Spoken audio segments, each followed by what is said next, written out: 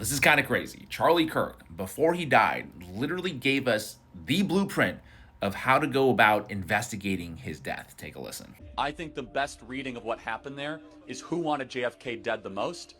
Again, a lot of people said Israel wanted JFK dead. I'd love to hear that argument. But definitely Lyndon Baines Johnson and parts of our own government, and the Cubans wanted him dead. And who actually made it happen? There were like 15 or 20 things that happened that day that were inexcusable. They changed the parade route. He rode in an open air convertible. LBJ decided not to ride alongside of him. The vehicle slowed down right when it went by the Texas School Book Depository. A lot there, right?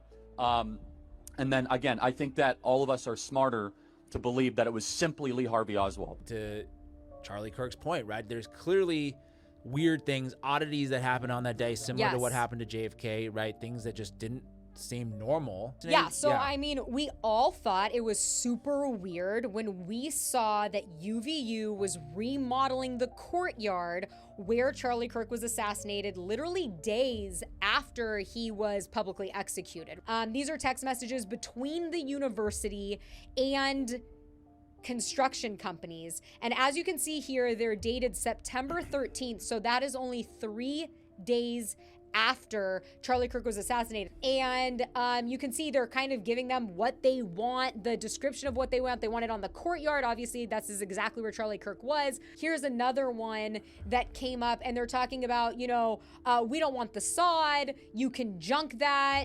And they're, sending screenshots like, what do you want done in this area? And the reason I bring this up along with this, this other one where they're going back and forth about what color pavers they want, gray pavers, red is too much. I think a lot of this, especially if it's a university, I would think it would have to go through permitting. You can't just like on the fly say, I want to change the design. This is a really weird one that was uncovered in the grandma.